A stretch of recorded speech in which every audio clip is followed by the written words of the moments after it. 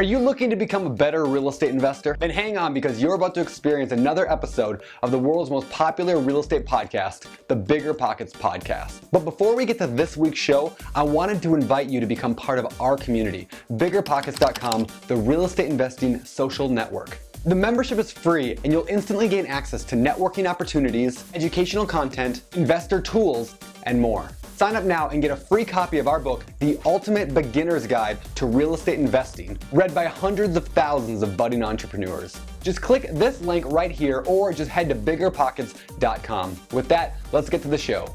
This is the BiggerPockets podcast, show 158. You're listening to BiggerPockets Radio, simplifying real estate for investors large and small. If you're here looking to learn about real estate investing without all the hype, you're in the right place. Stay tuned and be sure to join the millions of others who have benefited from BiggerPockets.com, your home for real estate investing online. What's going on, everybody? This is Josh Dorkin, host of the BiggerPockets podcast, here with my co-host, Mr. Brandon Turner. What's going on, Brandon? Not a whole lot. What's going on with you? I'm good, man. Are you thawed yet? I'm getting thawed. Yeah, I was just flew in from Minnesota, where I went to the, this show actually comes out, a week and a half later. But I went to the Vikings Seahawks game in Minnesota, because I was born and raised in Minnesota, but I've converted to a Seahawks fan. And you're a traitor. Yeah, I'm a traitor. A lot of people have said that. It was -6 degrees in an outdoor stadium for 5 hours of standing there. And Seahawks won in the last 25 seconds. That was a great game. It was an amazing game. Best football game I've ever watched, but a very sad, bittersweet ending to it, because nobody wants to win by the other team missing a field goal, but whatever. Yeah.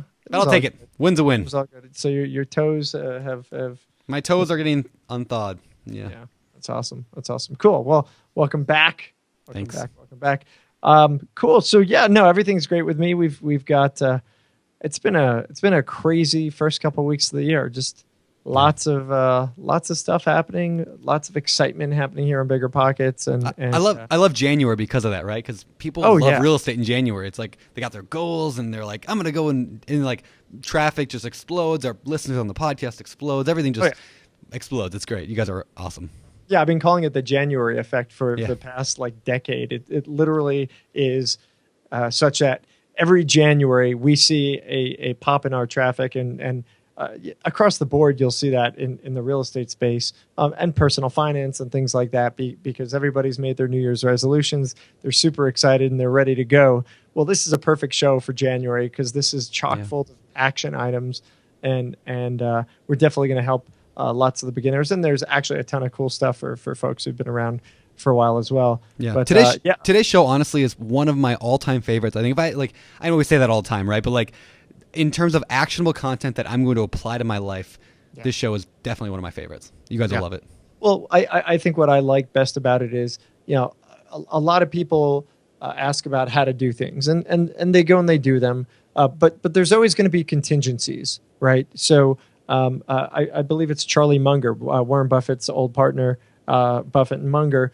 He talks about looking for alternatives, right? So what's going to go wrong? Before I proceed, what's going to possibly go wrong? Well, the cool thing about this show is not that it's what's going to go wrong and using that to stop you from doing things. Things are always going to go wrong. And what this show looks at is, when things go quote unquote wrong, what can you do to move forward? And what happens is most investors, most people stop when the quote unquote wrong happens. And as you listen to the show, you'll get a better idea of what I'm talking about.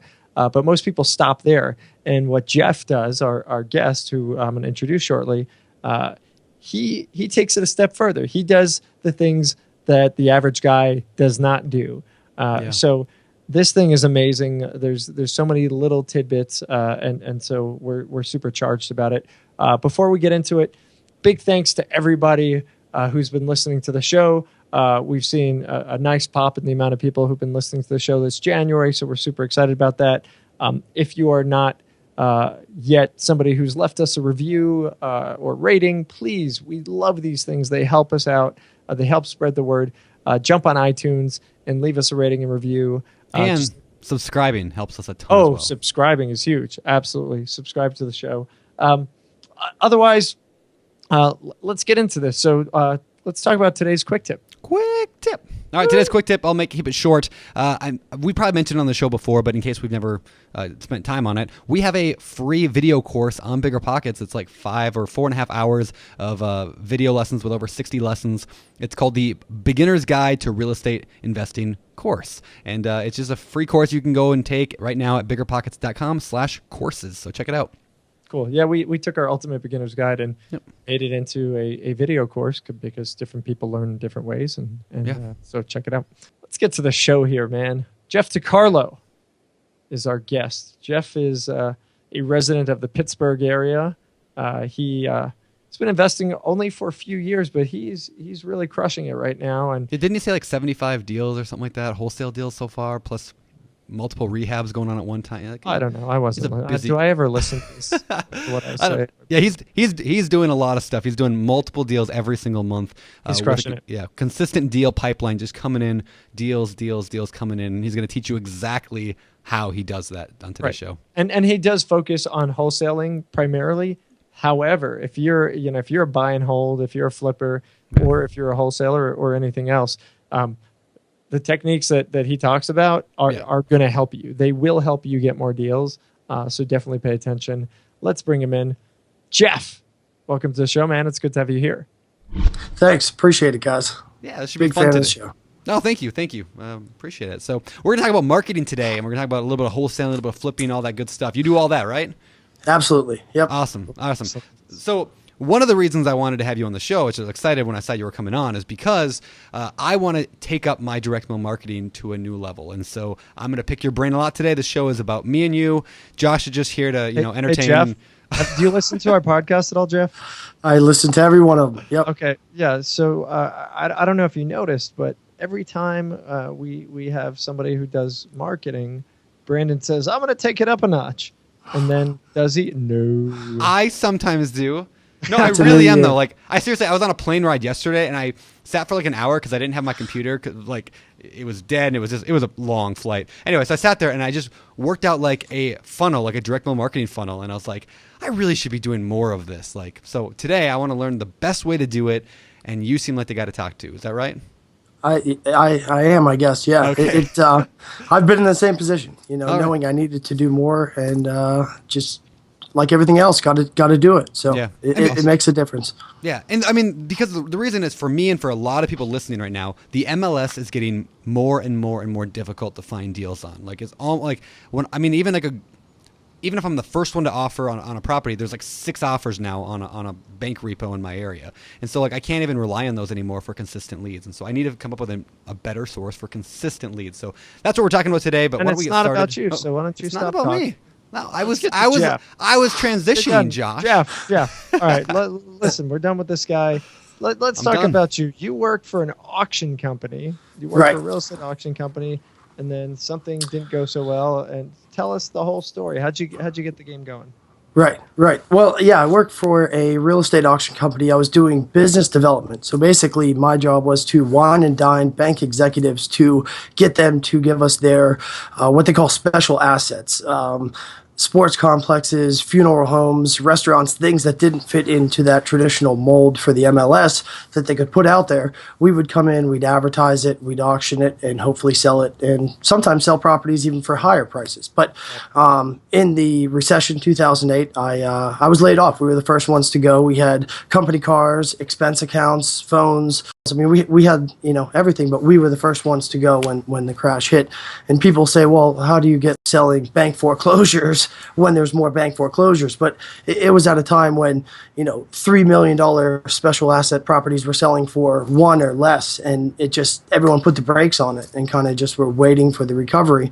And again, we were the first ones to go. So I myself started in buying MLS properties as well, and then same case as you, had to dry up and had to look for other sources and realized it wasn't a business model that could sustain an income and something that's predictable on a monthly basis.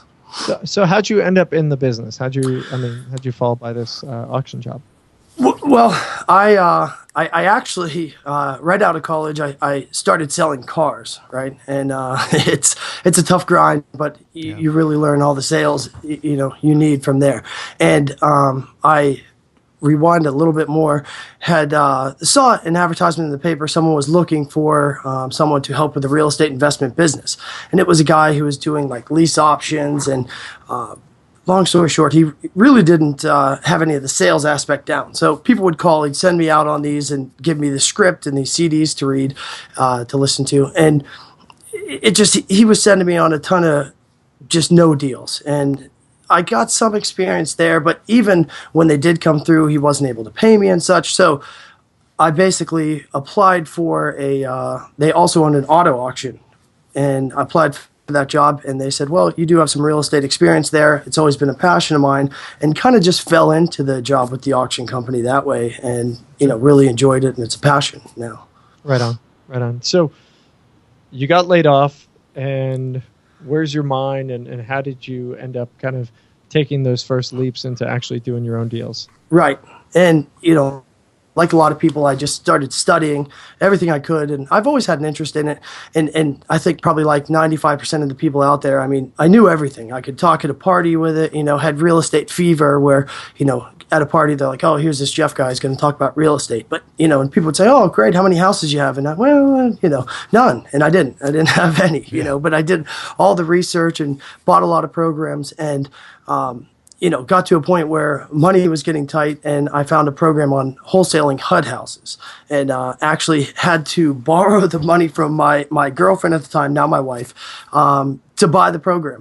And so really I just had, burned the bridge. I had to make it work because it was, another program, you need, and now you're involving me in this. It's costing me money. So just studied it, learned everything I could. And that's how I got started, was buying and wholesaling HUD properties and buying them off the MLS. And it started off good. And, there was the first one, I made every mistake in the book, kind of just trusted the process. And it's even a joke now with one of my best buyers is I got it under contract, and it was 2 days till my contract expired. And I put it on Craigslist. He came, looked at it. He's like, all right, I like it. And, you read all these guys, people can close in 2-3 days, cash buyers. And I was like, great, can you close in 2 days? And he's like, well, did you, how's the title work? And I just kind of fumbled my way through, it's a HUD deal. We've never had any issues with those in the past.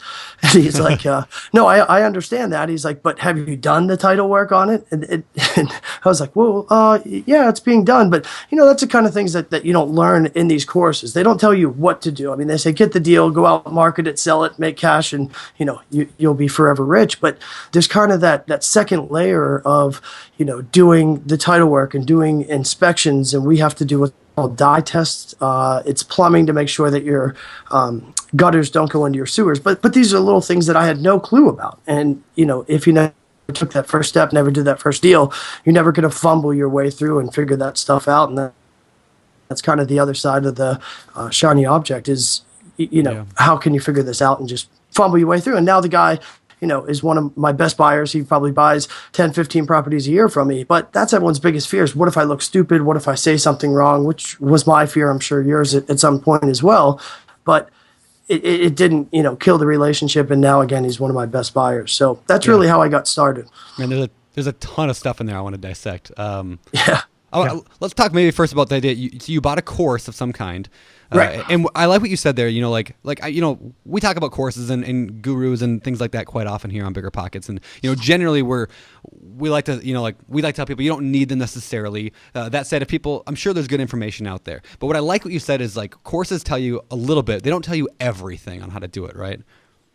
Right. The courses just give you enough to get started. And, there was good information in it. And it kind of gets you over that hump of how to do the mechanics of it. But there's a whole second layer and another aspect of once you get this property, what do you do now? How do you sell it? How do you do the next steps to get it into the title and to get the permits? And that's what I didn't know. And the course didn't tell me that. And every area is different. So I guess it really can't tell you that. But that's what I think a lot of the courses are lacking is what do you do once you get it other than put it out there, try to find a cash buyer and close it and make big checks? That's it glossed over. There's some of the behind the scenes that really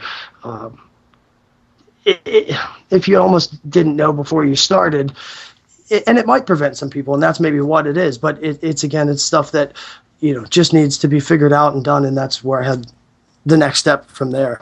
Yeah. I mean, and that's kind of my whole thing is like, these courses are sold as the end all be all. Like, hey, you're going to take my course, you're going to be rich, you're going to have the tools you need, and you don't have all the tools that you need, and you're still out there fumbling and making mistakes and trying to figure it out. And it's like, okay, this is the problem. This is why BiggerPockets was born. Is I have issue with that personally. So as such, the BP was created. But okay, so you've gotten through this. You've taken the courses. You kind of fumbled through figuring stuff out, and you survived, right? You got that first deal. Do you remember what it looked like? Can you tell us about it? Yeah, I can. It was a $25,000 property. It was in a blue collar part of town, but it still has a good school district. So I knew it was a part of town I could probably sell, a good rental area. Got it under contract, and the real estate agent was actually a friend of mine, and we still joke too, because she called and they accepted it and said, well, I guess it's getting real now. We got to figure out what we're going to do with it next. And so I put it on Craigslist and, went to the real estate club meetings and was trying to, and some people say that's not a deal. And you kind of, oh, shoot, maybe it's not a deal. And you start to second guess yourself, but you have to put a down payment on it too. And again, at that time I was pretty broke. So not only did I have to borrow the money for the course, but I also had to borrow money for the down payment and the permits and everything too. So, and I think it really helped me looking back in retrospect, because I had to make it work, because it couldn't be another one of those, now I'm involving other people in my trials and tribulations, if you will. And just, had to figure it out, had to make it work. And like I said, put it out there. And 2 days before my contract expired, I did find a buyer. And with the HUD deals, you actually can pay them money and extend those contracts out another 15 days. So we were able to do that, able to get it closed. And I think I made about $2,000, but it was proof of concept. It didn't solve all my problems. I wasn't rich immediately, but it proved that it worked. It proved to the people who lent me the money that it worked. But there's another aspect to, MLS deals and HUD houses is you actually have to come up with that funding, whether it be transactional funding or borrowing it. And that's another thing too, because again, as you said, Josh, the courses don't tell you that. They say there's transactional funding, but, the title company's saying, okay, great. Well, how are you going to come up with this $28,000? I'm like, well, I don't know, and they also say too, mark it up 5,000, you make 5,000. With the MLS and with the HUD properties, you have to back-to-back close them. So I actually have to pay full transfer tax on that front end because they're exempt. And, exempt should mean nobody pays it, but exempt means they don't pay it, you pay front and, their side and yours. And then the title, and then I had to pay it all over again to sell it again. So to price it up $5,000, I think I walked away with about $1,900 at the end of the day. But it was a huge learning lesson, and I think it really taught me what's on the other side once you do get the deal and how you need to move it through to a place where you can close it. Yeah. So I want to go back and touch on a few things you just said there. For people who are listening that might be completely lost and they're like, wait, what's wholesaling? What is a HUD house? What does all that mean? So maybe we can just take that from the beginning. First of all, when you're talking about wholesaling, what does that even mean? Well, what that means is that I'm going to put a property under contract, and within the 30, 45, 60 days, whatever the time frame that I've agreed to or the bank has agreed to, I'm going to try to find another buyer to buy that property at a higher price than I did. That first deal I got under contract for $25,000 with HUD, and I put it under contract with my end buyer for $30,000. And I thought it would be as easy as I get to make the spread in between, but and that's really the difference with bank-owned properties, HUD houses, which are bank-owned properties on the MLS, and doing direct-to-seller marketing, is because there's two different avenues and two different ways to close these deals, especially as a wholesaler. You can't assign the deal, which means I would just assign my rights or my interest to another buyer for a fee, which would be the difference from the $25,000 to the $30,000, where if I'm doing it with my neighbor next door and buying his house, I can just assign those rights, take that $5,000 difference and walk away, and they can step in. But we might be getting ahead of ourselves there. Sure. Yeah. I mean, and that gets a little bit confusing. I mean, the idea of assignment versus back-to-back closing. Right. There's a lot of articles on BiggerPockets. In the show notes of the show, I'll put a link to a few articles about that. So if people want to dive into that, just go to biggerpockets.com/show158, and I will link to a few really good articles on what that exactly means. But so when you're saying you did a back-to-back close with a HUD home, which is a home you purchased from the housing and urban development or something like that, right? Correct. Yeah. Yes. So, it's you bought the repo from them. So you buy this house and then you immediately resell it. I mean, like within the same day, right? Within 5 minutes. 5 minutes of it. So you only own the property for a short time, but because you do that, you then have to pay the transfer tax for the county or the city or whatever they have their tax. You have to pay that twice because you just bought it and then you sold it again. Correct. So that's why you didn't make the 5,000. That's why you only made around 2 because of the extra charges of doing that. Right, exactly. Makes sense. And again, that's something that was tested and figured out. I had no clue that, they're exempt, what the closing cost could be. And that's, I had my sister has a friend that works for one of the large We Buy Houses companies. I'm sure everyone has them in their city. They have billboards and everything. And he was actually awesome. I mean, he was really helpful. And I did have someone I could ask. And that's always a lot of questions people have on BiggerPockets is, well, how do you find a mentor? What do you do? And you've said it before too. You started going to lunch with everyone. And I tell people, anyone who's in the business who's doing it right, lunch isn't really going to sell them. You know what I mean? I always tell people, go find a property, get that first HUD house, get that first one under contract, then take it to somebody who's in the business and say, hey, I'm willing to, cut you in on this deal. Can you help me? What do I need to do next? Where a lot of people like to put the cart before the horse, they want to find the mentor first, and then they want to go find a deal because it gives them the warm and fuzzy feeling. But it's just a matter of get out there, get the deal, get it under contract. And then, and if you don't have a sister who has a friend with a big flipping business, who ultimately I'm his competition. So it's not that necessarily, he was just a good guy and he helped me out and I didn't have to pay him, but I would be willing to. And the experience is worth more than even making that big first check. But get out there, get the deal, and then try to find someone. And I get a lot of people too. I've posted a few on BiggerPockets about HUD houses and answered a lot of questions. And people come to me and say, I have no money for marketing. I have no experience. How can I wholesale HUD houses? And I try to actually point them in the direction of the BiggerPockets podcast and a few other ones to learn and to get there. But, myself or anyone else is not going to be the savior for you. It's taking that action, getting out there, talking to people, making some offers and getting them. And then once you get it, make the mistakes like I did. Look stupid in front of people. Pretend, we've never had a problem with title. Yeah, sure. He knew, but I didn't know. And it's still a joke today that we make. But again, he turned out to be my biggest buyer, and that's the other thing too. A lot of people say, well, there's a lot of competition in my area, and what I found is that the competition is going to be your buyers and your sellers. And so instead of looking at them as there's competition, I don't know, I shouldn't get started, how can you get to know them? How can you get to meet them? Go to the meetings and say to them, hey, if you need someone to take some pictures of a property for you, put a lockbox on it, I'm your guy. Not, hey, can I buy you a $10 Panera lunch and will you give me all your info? Yep, I love that, Jeff. It's not going to entice.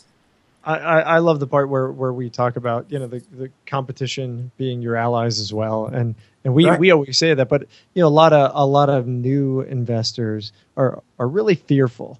They're afraid that, and not just new investors. There's old investors who've been around the block a long time who are like, oh well, if I start helping other people, it's going to hurt me because they're going to get all my deals, and that's nonsense. There's always a limit. There's always a cap on how much you can do, how much business your company can do. And frankly, like you said, the other folks in the market, they're your buyers. They're the other folks who are going to be doing deals and doing business with you. So yeah, it absolutely makes sense to get out there and get to know your quote unquote competition, because your competition is going to be your partners as well. Exactly. Yep. And that's what I found. The guys who have the signs out there, the guys who are they're the ones who are doing business. So if you want to go with myself 4 years ago who could talk the talk but never bought a property, you could do that all day. And there's a lot of them out there, and I was one. So I'm not bashing them, but you got to get out there with the guys who are doing deals, and again, offer to bring them in. If someone comes to me with a deal and says, hey, I'll pay you half the fee, $3,000, $4,000, $5,000. Can you help me walk this through title, permitting? Heck yeah, we're going to do it. Yeah. We'll do it all day. It Right. makes so much sense because I mean I go out to lunch with people occasionally and we'll talk and that's great. I like eating lunch and I like getting free dinner. But like somebody comes to me and they say, I mean they did a couple weeks ago. A friend of mine who wants to get into real estate came to me and said, hey, I got this deal. I think do you want to partner on it? If I can get it, would you partner with me in exchange for showing me how it's done? Like what? Of course I will. Like I would be happy to do that because I don't have to do any work like physical work, and you brought a deal to me. It shows that you're enthusiastic. It shows you have what it takes to succeed. And I think it's a fantastic way. So, okay. So these people, they should bring a deal if they want to bring a mentor, but they don't have any money or they don't have experience. How do they find that deal? So maybe we can shift focus and talk about that a little bit. But before we do, what kind of, just let's give a broad overview of who you are and what you do today in terms of what's your main focus? How many are you doing? What kind of stuff are you working on today? Right. Yeah, probably 85% of my business is wholesaling. I did start doing rehabs in the last year and a half. And it's, coming from a wholesaling perspective, it's a lot more work. I enjoy doing it. And people ask, well, you have this wholesaling, why even rehab? But even to back up, that's another question about someone getting into wholesaling is, well, why would these rehabbers buy a property from you? What's the point of it? Why wouldn't they just buy it themselves? Why are you getting such a good deal? And the real answer of it is because these guys are out rehabbing properties 8-9 hours a day. They're not spending hours putting in HUD bids, taking postcard letters, sending out 5,000 postcards to get 200 phone calls to get 5 meetings, 2 deals, and that's even a question that I have myself. And if everyone says you tell people, oh yeah, I'm going to go find a property on the MLS and sell it to someone for 5,000 more, who's A, more experienced than me, and B, has more money than me, they're going to say, well, why would they do it? But, those guys are out there and they rely on good wholesalers. And you also get the question too, well, if it's such a good deal, then why are you selling it to me? Why are you not keeping it? And it's like, well, because I'm a wholesaler. I don't have contractors. I don't have private money. I don't have everything on that back end lined up. I dig up the deals and I bring them to guys like you. And that's a valid question that a lot of people have is, well, why would they buy it from you? What do you bring to it? And again, most times when you're starting, you're going to sell it to guys who are more experienced and have more money than you. But, and I'm not saying you pretend you're Donald Trump and have been in the game forever, but, learn the lingo from BiggerPockets, from books, from other places, and just try to fumble your way through the first deal or two. And so right now we wholesale probably about, anywhere from 4 deals per month. And then we have about 2 to 3 rehabs going on, per 6 months time. And, just this morning where I was out, we had an inspection for one and the pipe froze. And so I'm out there trying with a heat gun trying to get it unfrozen, and that's not something I prefer to do. Wait a second. So you're saying you're in real estate, but you're not sitting on a beach. You're not just relaxing and doing nothing. You're actually out there with a despite torch. what the courses would say. Right. Exactly.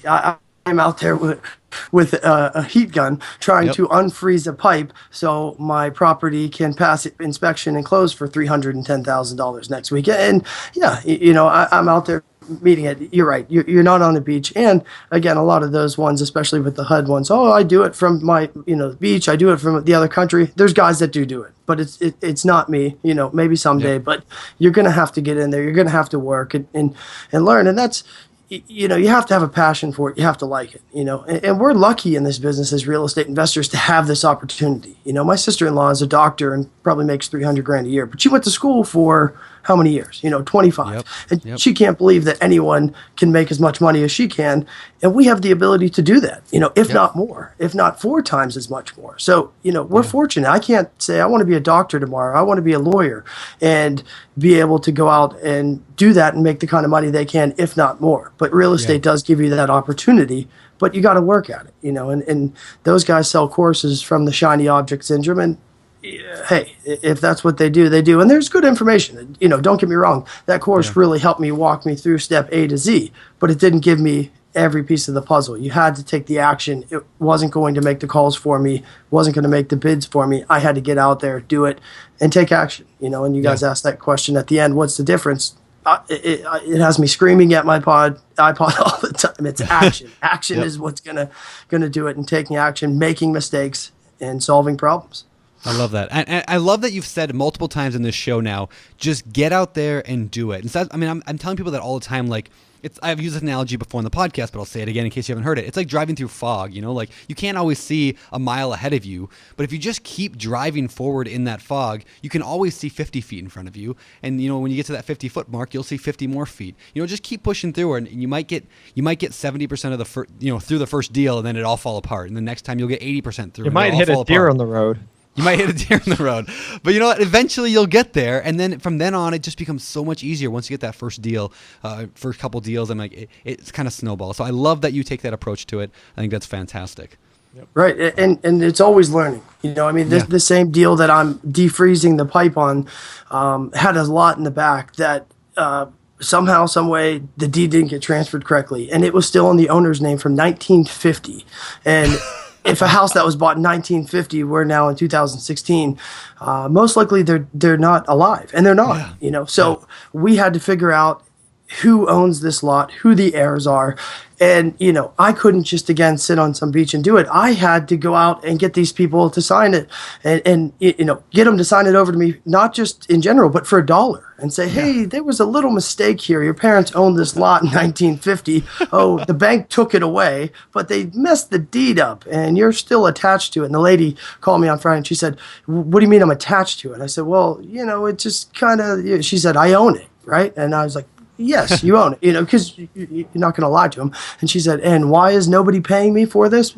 And it's a lot more complicated than that. They've been paying the taxes for 10 years and blah, blah, blah. But you're always going to learn, and that's, you have to be a problem solver. And that's really what this business is about. I've had wholesale deals where we've closed them, in 5-6 days. And that counted me picking these people up and driving them to the vital records to get the death certificate of their aunt or uncle. And wow. You have to be willing to do it, Hey, let's rewind. I want to hear how that story closed. Well, where you are with that story with the old lady with the $1. I mean, with the lot. Why? I mean, how is she gonna give it to you for $1 if she thinks she owns it? How does that work? Well, she does own it. Right. And what it is it's a property that we have under contract to sell for $310,000. I bought it for $73,000. We put about $120,000 into it, so I have a lot of money and time tied up in this property. And we bought 3 properties at once. I wholesaled 2 of them, and I kept the best one, if you will, for myself to rehab. And we closed it, and the guy said, oh yeah, this lot comes behind it. And it's an up and coming part of the city, town, where parking is at a premium. So we were like, great, we're going to turn it into a parking. It's going to make us that much greater than everyone else. And they closed the deal, and they missed the lot. The title company missed the lot. Again, there was 2 wholesale deals, me closing on the rehab. There was a lot going on. And so we noticed, hey, that lot didn't transfer. Actually, the guy who sold it to me did.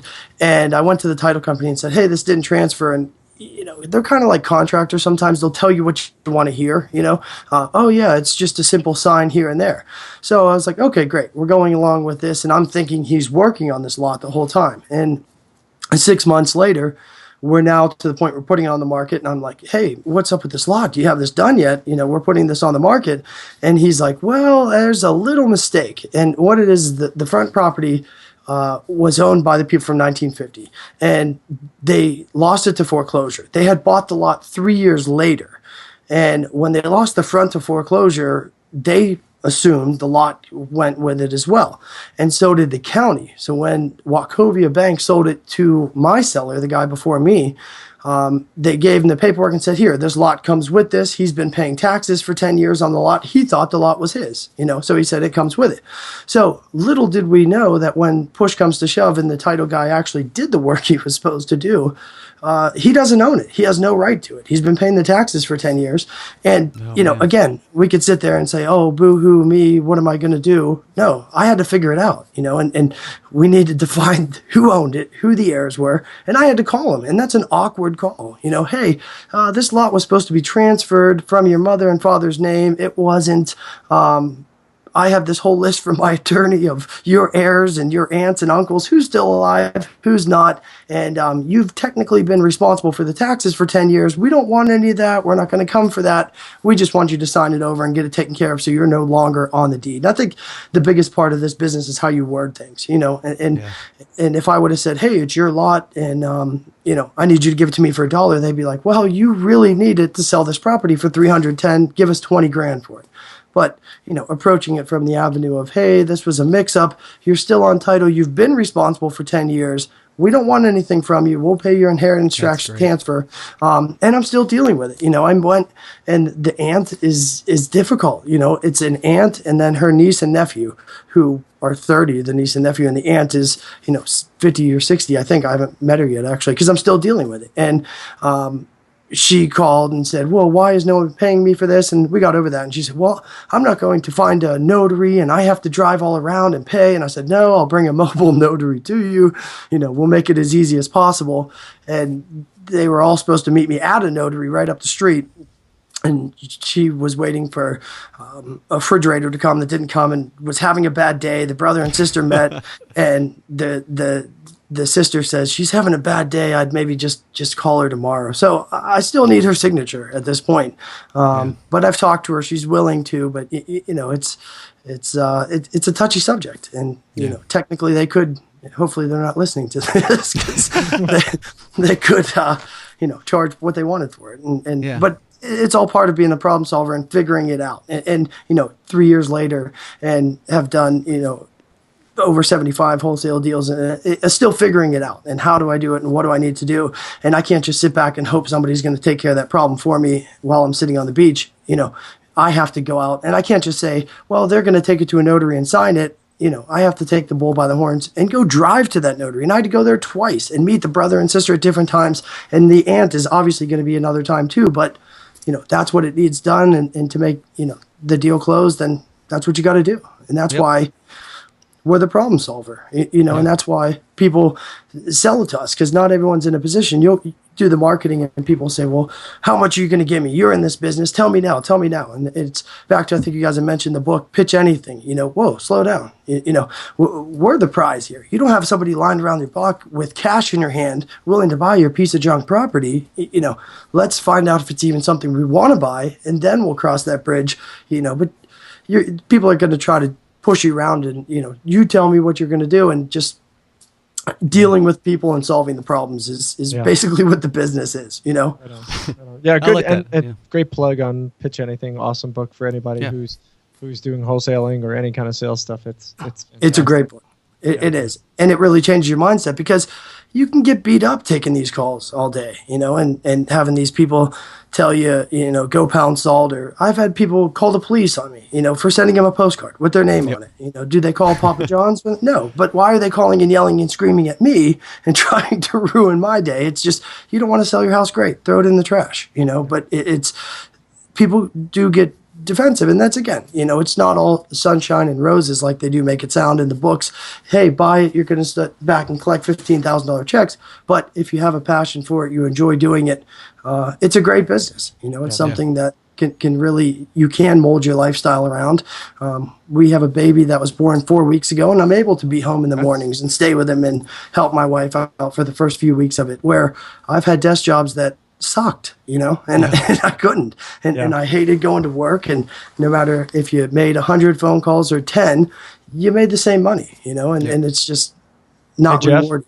Yeah, I totally appreciate that, man. All right, let's get to this, because we are ticking away here, and we have a whole lot of questions to ask, and you like to talk, so I do. This is going to be a bit of a challenge. I can tell. I love it, man. No, it's real great. Estate fever. People at the parties go the other way. He's going to talk about real estate boy, again. Here he comes again.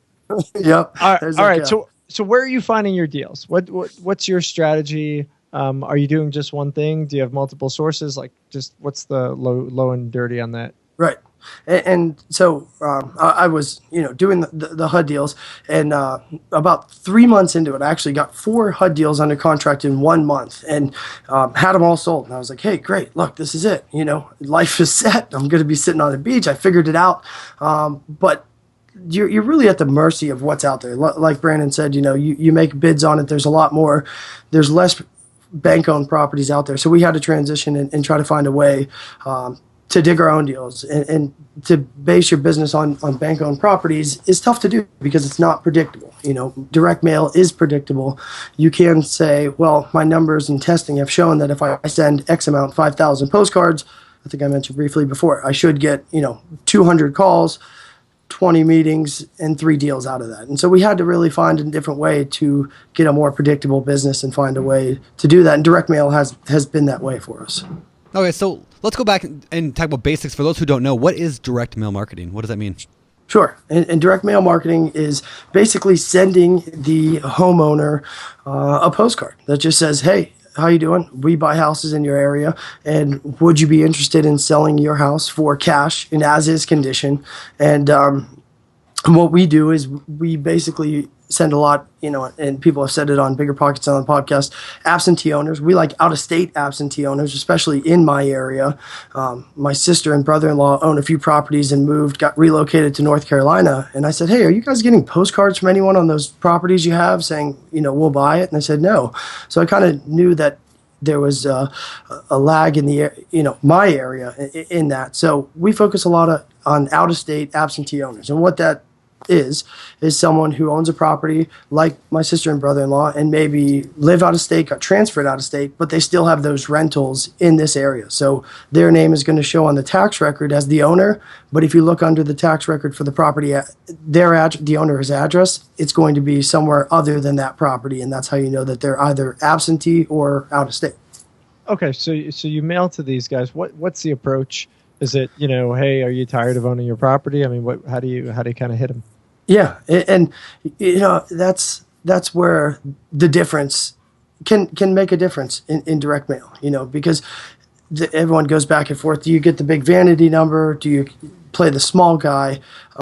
And I've done both, and I found myself, and I'm sure there's people who will debate me on BiggerPockets all day about it, but the small guys work better for me. Of just saying, hey, we buy properties in the area for our own rental portfolio. If you'd be interested in selling it as is for cash on the day of your choice, give us a call. And it's not for everyone, and direct mail, no matter what you're doing, you will make people angry. It's the name of the game. I don't know why. It's just let it roll off your back. Yeah. And anyone who sent any amount of direct mail and hasn't made somebody angry, then they're trying to sell you a book and they're a guru or something. People are going to get mad for whatever reason. They get angry that you know their name, that you have their address, that they own a property. People aren't as aware of public records as we are, and they really can get defensive about it. But again, it's all part of it. If it was easy, everyone would be doing it. It's digging through that, getting those leads, and getting it to the end buyer or yourself if you're going to keep it. So why a postcard, not a letter? Or do you do both? Well, I do both. But on most times, and I think someone talked about it briefly on one of your recent shows, is we'll send a postcard first because they're a lot cheaper. Yellow letters are more expensive. The envelopes, the stamps, the whole process is, and you're going to get a lot of them back. Bad addresses, which is a whole nother subject, but there's a gold mine in those ones that come back because that's where a lot of people stop and they don't try to dig and find those owners. But we'll send that first, and it's inexpensive way. The difference could be anywhere from 50 cents a postcard to $1.50 for a yellow letter. Which, okay. The letters work well, but it just depends on who you're going for. And if you're going for a more mass approach or a more smaller targeted approach, we would probably use the letter. But if we're going to send 5,000 to just the general absentee, we'll use a postcard to try to weed out who's there, who's not, and, Okay. Hey, Jeff, you open the door, man. I got to go there. Bad Yeah. addresses. What are we doing with the bad addresses?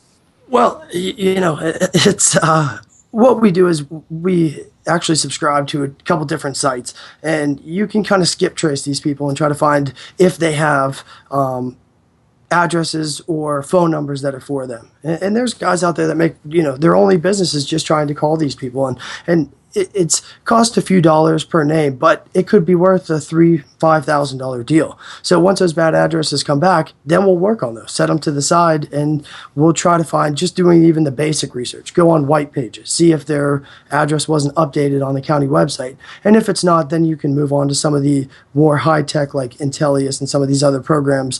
TLO, pretty expensive, but again, if that's your business model, it's gold because a lot of people just throw them away and say, "Oh, nobody's there, forget it." Too much work, yeah. Yeah, those are the people that nobody's talking to, and you're getting through to them because nobody else is. What percentage are you having a higher success rate with those bad addresses than with your typical mail? Well, I think it's just there's less competition. You know, if we get a hold of them and we talk to them, there's not many other people. You know, if you're marketing the hot areas of town, most people are going to say, well, I've got 2 other guys coming.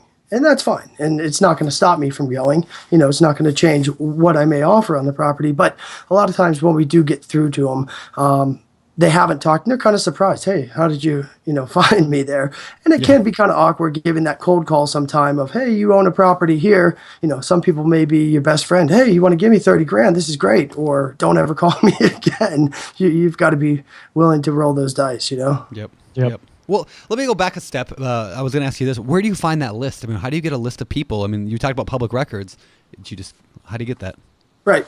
And there's a lot of list service providers out there, US Lead List, and no affiliation with them. That's just where we pull ours. And you can pull anything from absentee owners, out-of-state absentee owners, free and clear properties. You can have mortgage values if they're in foreclosure, starting in default.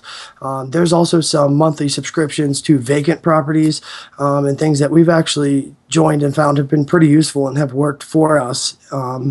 But usually they're anywhere from about 9 to 15 cents per name, but we'll continue to hit that list 3 to 4 times. You know, we'll find out who's on there, take them off so we're not wasting the money on them, like we talked about, the ones that aren't getting the correct address. And then we'll continue to hit that list 3 to 4 times. And most times we'll have people even that keep postcards for a year or 2. I mean, we get a deal we just closed in 7 days that the guy got my postcard a year and a half ago, set it to the side, needed money, was ready to sell, called, and we went out, saw it, and they had 2 other people who they were had postcards from, and we just got out there first. Some of these bigger companies, they just don't have the time. They can't get there. Sometimes being the smaller guy, I was out there that next afternoon, made the deal with him. She said, well, should I tell those other guys not to come? I said, yeah, probably. And we closed it in 7 days, and we solved their problem. Send your competition. Come on. Yeah. And she's one of my best referral sources now. I mean, she was so happy that we closed it. We paid her $55,000, which was a ton of money for a house that, they were going to fix up. And they never did. And there's a lot of people like that think, oh, these shows make it look easy, a half hour plus commercials, 90 grand, time to find another house to flip. Yep. And then they realize it's not that easy. And they're like, well, we were going to fix it. And we just realized it was too much for us, Yeah. Sure.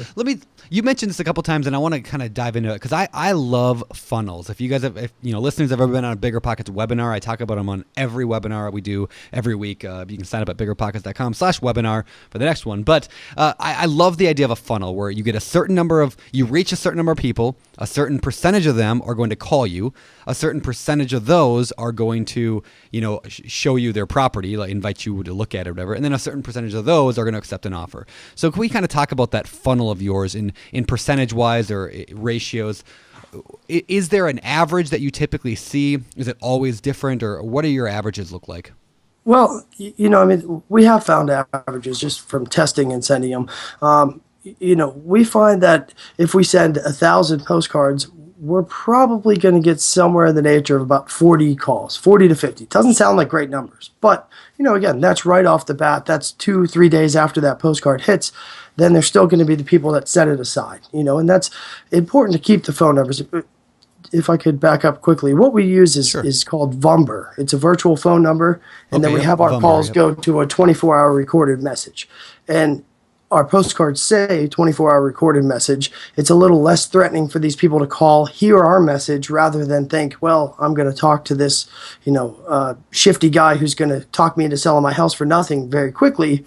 It's a little bit less aggressive. So we send all of ours to a 24-hour recorded message, and then we actually have a Podio set up. And I know some people have mentioned that, but it's a database system where you can actually put your Vumber in there, and it's awesome. It will come to my phone, my computer, my email, and say, you have a new phone call, a new voicemail.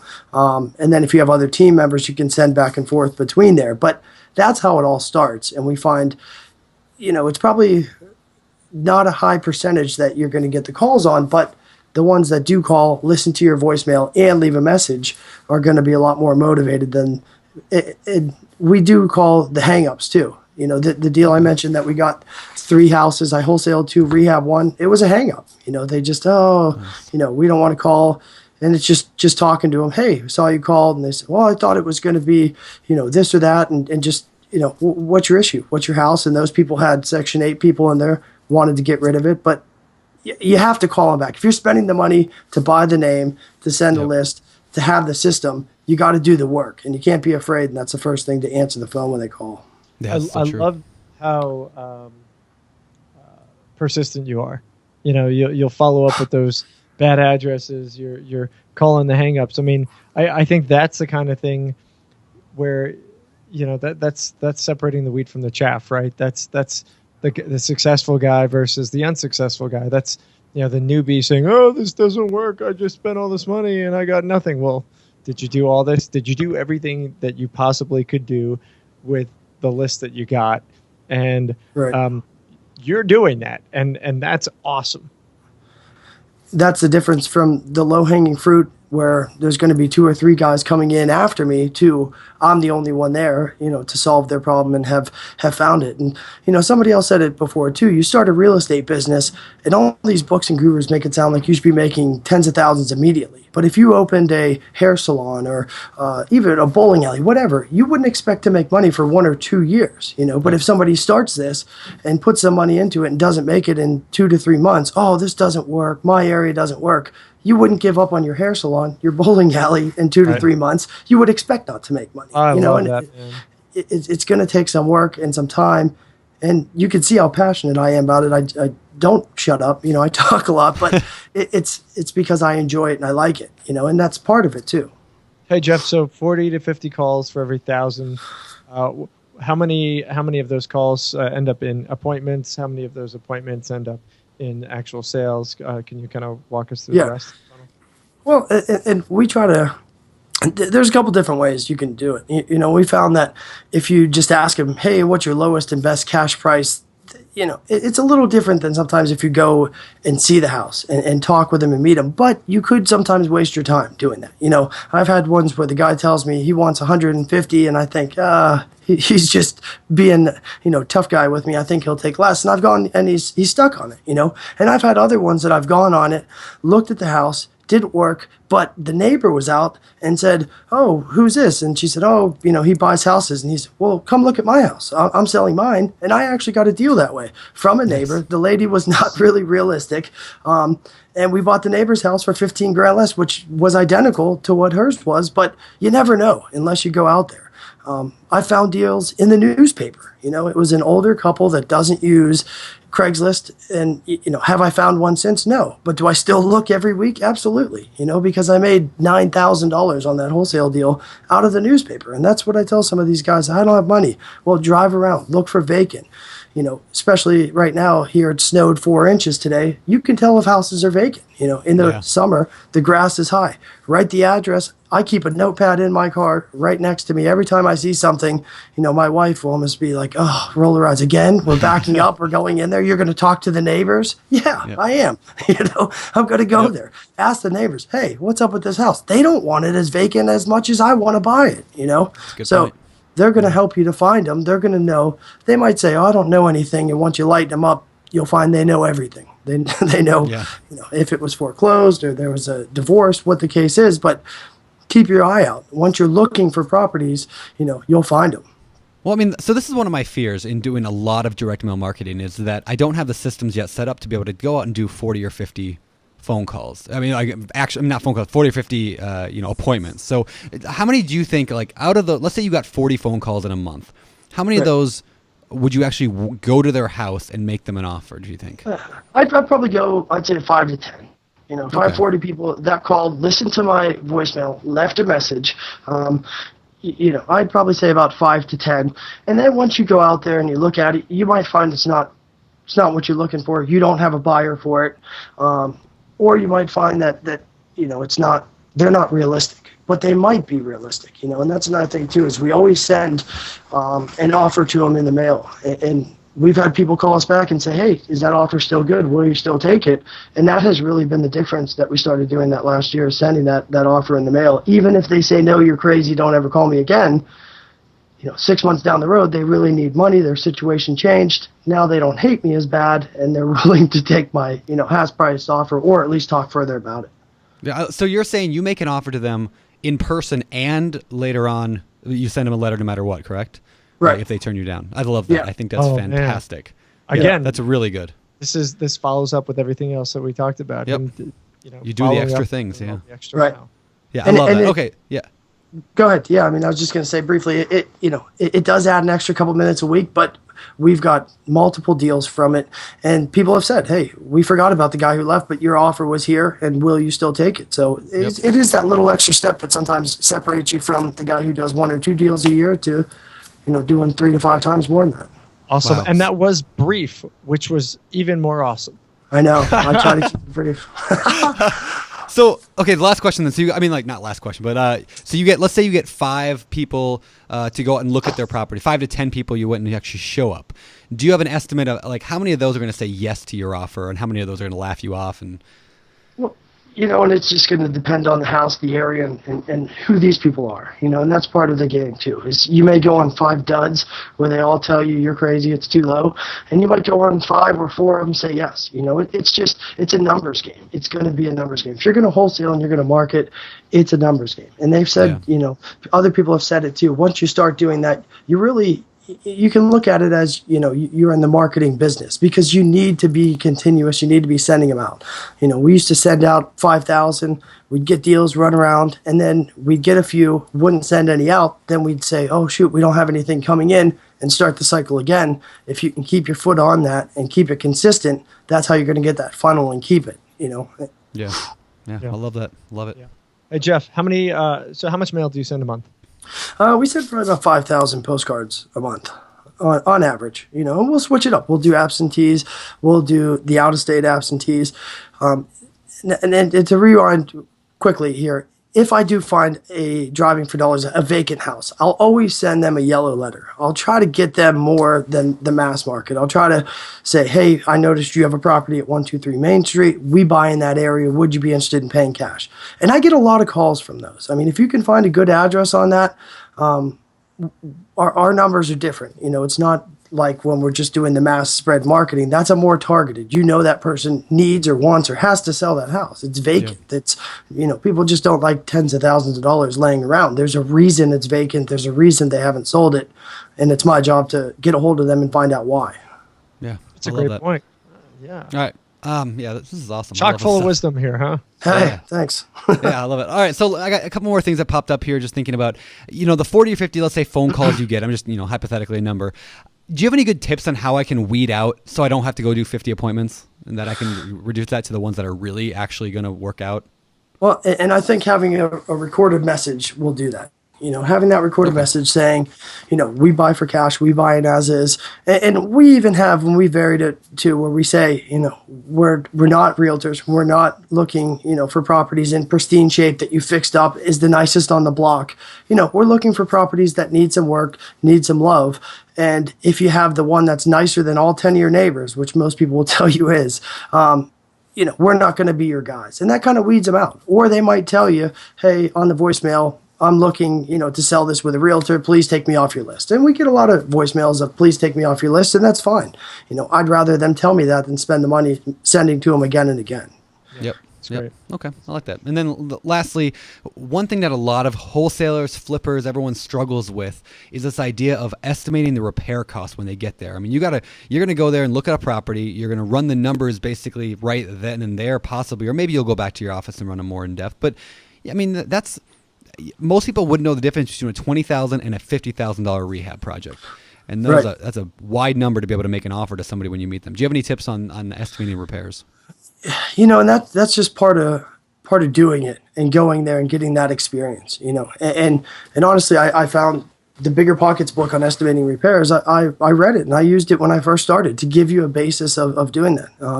And that's not something we talked about or you said to do, but it really helps. Because you're never going to have the exact repair. And what I found too is these rehabbers are going to have their own number too. I'm just trying to give them a base for it. I'm trying to say estimated repairs you're looking in this neighborhood, but it is difficult. Get some pictures, get some photos of it, and it's okay to tell them, hey, I need to do some more research research on this. Let me get back to you. You don't need to give them an offer there. Take some photos, and then again, go to someone that is experienced and say, hey, I got this. I think it's a deal. Here's the photos. Here's the numbers. Here's the research I did. I think it's a deal. Do you think it is?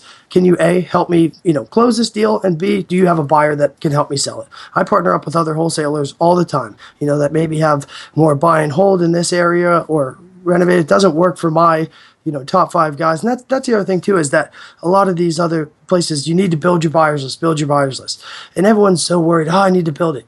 You're really going to have probably 5 to 10 guys who buy from you. You know what I mean? You're going to have 5 to 10 serious guys. There's a lot of tire kickers out there, but you're only going to have a couple guys who are serious and buying. They're going to continue to buy from you. They buy, make money. They're coming back. What do you have? What do you have? They're calling you. What do you have? What do you have? But I will charge you $25,000 to teach you how to build the biggest and best buyers list in the world, Jeff. So, right. Don't listen to Jeff. Listen to me. All right, really quick. You mentioned the book. The book is the book on estimating rehab costs. You can find it at www.biggerpockets.com/flippingbook. It's also on Amazon. And yeah, it's fantastic. I've got one last question before we move on to the next segment of the show, which is, what are you doing, man? I mean, you're wholesaling. You're kind of doing some of this flipping stuff. Right. You've been at it for a couple of years. Where are you going to be in 10 years? What's the plan?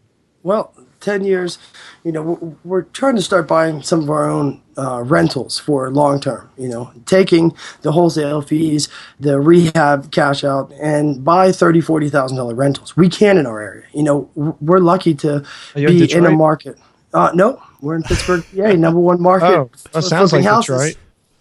I'll send you the link after. But that's the best part about it. You could buy a $30,000 house. You could be in a blue-collar working neighborhood, and, it will bring in $700, $800 a month. So we're trying to just buy, 6 rentals. 5 to 8 is actually our goal. I know you said, Brandon, you and your wife made your goals and done the same. And I like to buy 6 rentals and then just start stocking away. So 10 years from now, I have 100 of them. And that way I can be on the beach, or I can be sick, or on vacation, or dead, and my family is has income coming in and is being taken care of. And it's, even if I hit the Powerball tomorrow, the 1.5 billion, I'd still buy the houses and still keep them, because I enjoy doing it, and I really think that's the best retirement method. Especially with what the stock market and everything's doing. Real estate's always going to be there. It's a physical asset. You can always improve it, and so we're just looking to really put systems in place for our marketing, systems in place to handle the leads when they come in, and systems in place to get these deals out to our buyers, and for the rehab. And it's like starting all over again when you need to learn the rehab, because it's a whole different game. I said it before, these guys, the contractors, will tell you what you want to hear. Can you do it for 10 grand in 2 weeks? Yeah, sure. And then 10 grand 2 weeks comes and you're already that far into them. That is one of the hardest things. You're never going to have all the rehab numbers. I've done a bunch of projects. I still don't know all the rehab numbers. We estimate and hope what it's going to be, but it's part of the learning and solving the problems, because it's always going to change and something's going to come up. Yeah. Yep. Awesome. I love it. And I only bust your chops about the town where the Penguins play, because you're not doing very good. You asked me to, man. Yeah. I know they're not. All right. Well, let's shift gears. We got a few more questions before we get out of here today. This show has been amazing. I mean, just chock full of actionable stuff. I mean, this is going to change people's lives. Show 158 on the BiggerPockets podcast. Check out the show notes at biggerpockets.com/show 158. That you should. All right, so let's move over to the world famous fire round. It's time for the fire round.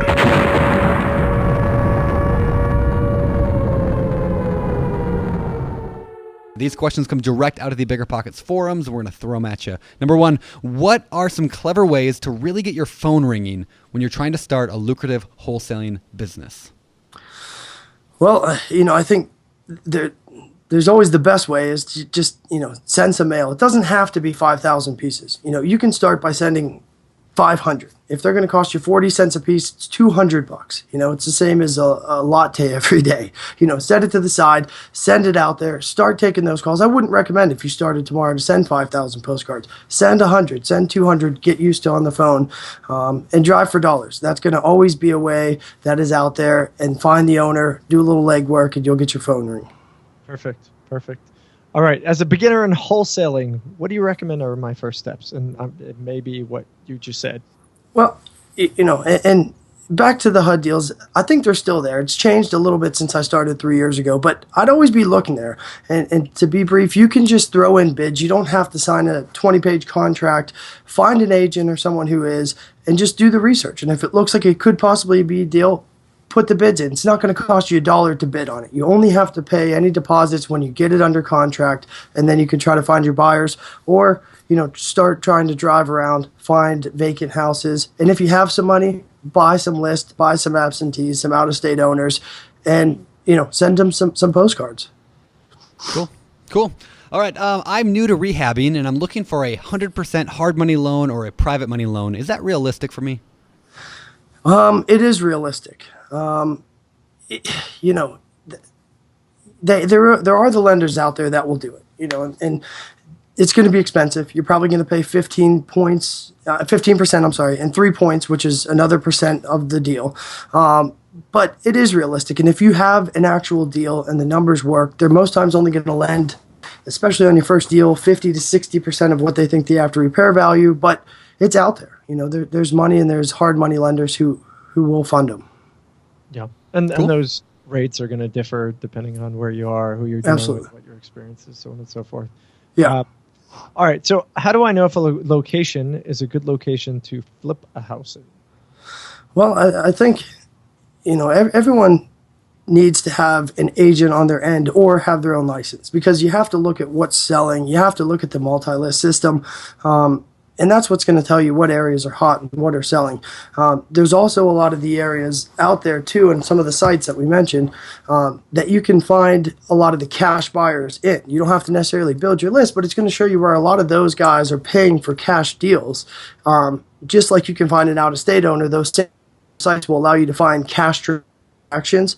So another tip is I'd have people go there, pull the cash transaction areas. You don't even have to buy the list, but it's going to show you the zip codes where the highest cash transactions are. And then now you know what areas that are the highest for buying, cash deals. And those are going to be your rehabbers and your wholesalers. Great tip. Yeah. Very cool. Awesome. All right. Well, let's begin to wrap this thing up by transitioning to the world famous for. All right, these questions are asked of every guest every week, and I know you've listened to our show for a while now, so you know what's coming. So let's start out with question number 1. What is your favorite real estate book?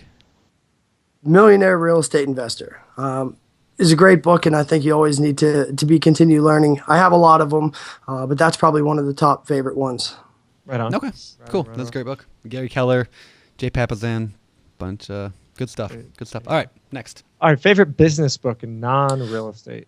Non-real estate. And you had him on your show, and he talked about the book Grant Cardone 10X. Grant Cardone, killer sales stuff. All his books are great. 10X is great. Pitch Anything's great. I think listen to those 2 books, and it will point you in the right direction for sales, that's for sure. Right on. Cool. All right, hobbies. What do you do for fun? For fun, like I mentioned, just had a son 4 weeks ago, so that takes a lot of our time. But I have a couple dogs, and we have county park up here that has about 700 acres. We love taking them hiking all through the woods up there, and just hanging out, relaxing. Cool. Perfect. All right. My final question of the day.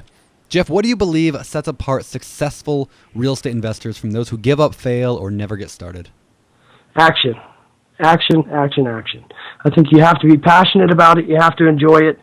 Someone could tell me you can make $1 billion in the stock market tomorrow. I wouldn't care. I don't enjoy it. Real estate, you got to be passionate about it. It's going to pull you through the long days, the no's, and take the action. It's the only way to get out there and learn. You're not going to learn everything in a book. You're going to learn from doing it and making those mistakes and tripping, and that's how you're going to build the confidence, getting out there, meeting sellers, and making the mistakes. It's going to happen. You can't avoid it. Yeah. I'm shocked by that answer. Different. That from you. Yeah, I know. I'm sure you've heard. Read all the books you can and sit back and wait for checks to come in. But There you go. you gotta take action, man. And to avoid looking silly, you just have to take action. You're all gonna make mistakes, but that's how you're gonna learn. All right, cool. Jeff, where can people find out more about you? Well, I'm on BiggerPockets. You can get a hold of me there. A lot of people do about HUD questions. And then you can also email me directly at pgh.wholesale@yahoo.com. We're also working on some stuff to help people with some direct mail marketing. If you're interested, send me an email there, and I can explain more about it. Awesome. Great. All right, Jeff. Thanks so much for coming on, man. We really do appreciate it, and I think you're going to get a lot of email, and I think you're going to be very busy responding to folks. Also on the show notes, again, everybody at biggerpockets.com/show158. That's biggerpockets.com/show158. Jeff, thanks so much for coming on, man. We really appreciate it. Appreciate it, guys. Talk to you. All right, thanks. All right, Jeff, thanks so much for coming on the show. That was awesome. I know you're like drooling. Wipe the drool. I know. I'm like, I seriously I was taking notes while he was talking of things that I need to do in my. Which is planning, rare, right? Which is rare because you and I. Yeah, you take more notes than I usually do. Right. Yeah, but today I was like taking notes. Like I got to do this. Like little things that he said. Like there was one that I thought was just great where he said, "Let me see if I can find it." I mean, obviously, he said, "What's your lowest and best cash price?" Just that phrase. So I wrote that down. I'm like, "Oh, that's really good. I really like that." And then the send mail, even if they say no, send that offer. Oh, it's so easy, but I just love that.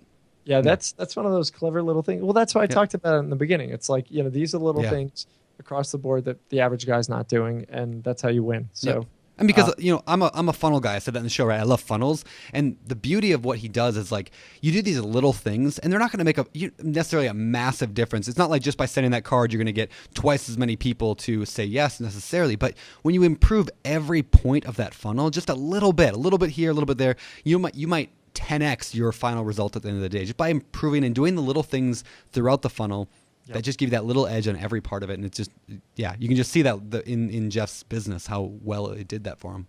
Awesome. Perfect. I love it. All right, guys, great show. Thanks again for listening. Again, please get out there, spread the word about the BiggerPockets podcast, whether you tell a friend or share the show on social media, or, whether it be this particular show, go to biggerpockets.com/show158 and share that link with your friends. Share it with the people that you know. Or just the podcast. Spread the word. The more people that we could get to improve, the better we all do as a community. So get out there. Otherwise, of course, jump on biggerpockets.com. Join the community. Interact, engage with other folks just like Jeff and yourselves. And we'll look forward to seeing you there. So again, happy second week of the year. Happy get things going day. And make moves, guys. Make it happen. I'm Josh Dorkin. Signing off. You're listening to BiggerPockets Radio, simplifying real estate for investors large and small. If you're here looking to learn about real estate investing without all the hype, you're in the right place. Be sure to join the millions of others who have benefited from BiggerPockets.com, your home for real estate investing online.